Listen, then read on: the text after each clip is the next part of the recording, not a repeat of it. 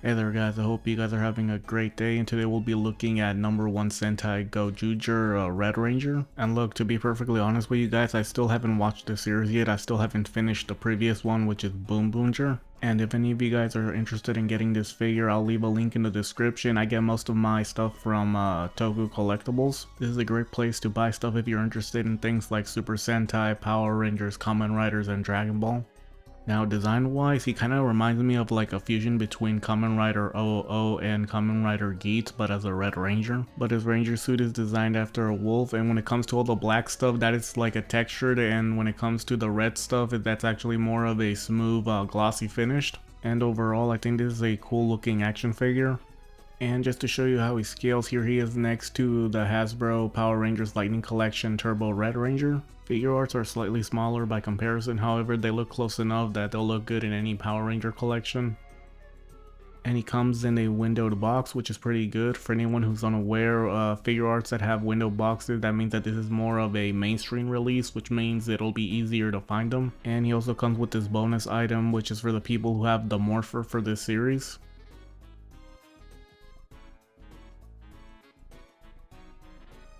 Now when it comes to articulation, his neck is pretty good. Look at how crazy he can go. And the range he has in his arms are also pretty good. Now it might look like he has butterfly joints, but if you actually take a good look, it's actually just a separate piece of plastic in between the arm and the chest. However, because of how it is designed, it pretty much feels like a butterfly joint because the range is pretty good. Hell, just look when I try to cross the arms. Look at how close the hands are able to get to each other.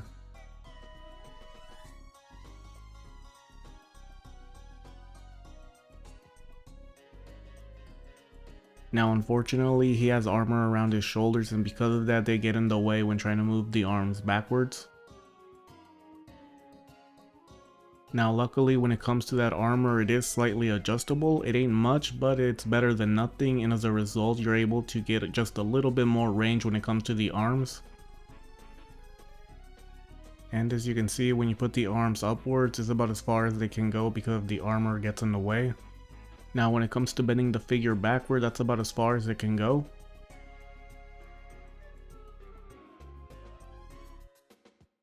And this is about as far as it can go bending the figure forward.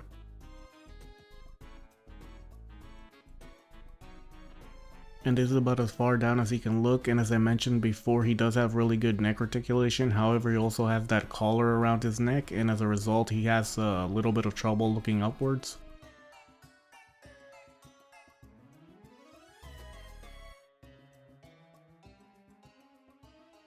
Now when it comes to his leg articulation, unfortunately you cannot do the perfect splits with this guy.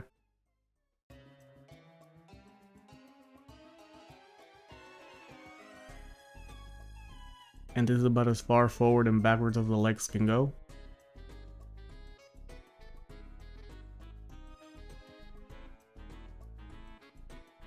And this is about as far as the leg can bend at the knee. Now unfortunately it does have a thigh rotation, but because of the armor it's pretty limited.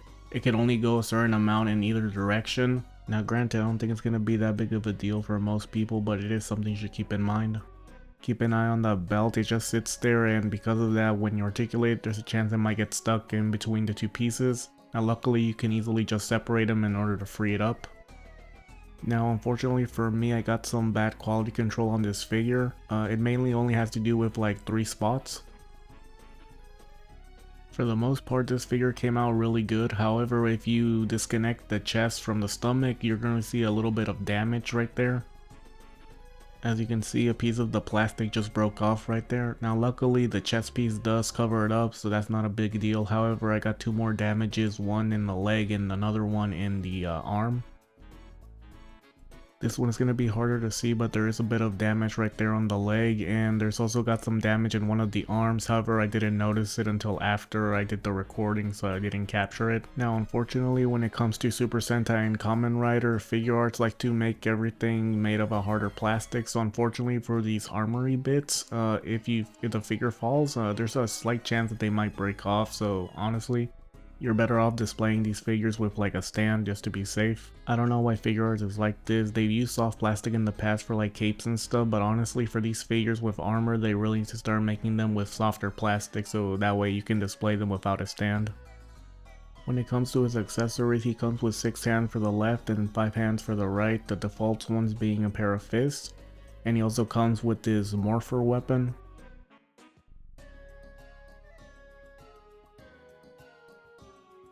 Now unfortunately his hands are made of a harder plastic, so if you're gonna put the weapon on his hand, you're gonna have to heat it up because otherwise it's gonna be a pain in the ass. And as you can see, the blades coming out of his morpher do have some articulation. And unfortunately that's about all the stuff that the figure comes with. He does come with that ring that I showed you earlier, but since I don't have a morpher, it's pretty much useless for me.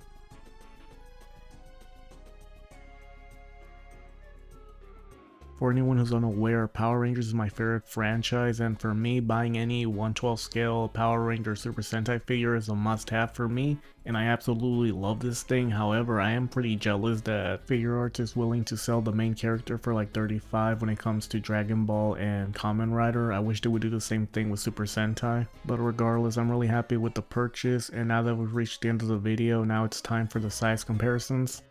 And here he is next to my Snail Shell Zombie Grizza in Marvel Legends Amazing Fantasy Spider-Man. And here he is next to my Jada Toy Street Fighter Cammy and Guile. And here he is next to my Mafex Marvel Winpool and my DC Batman Night Crusader.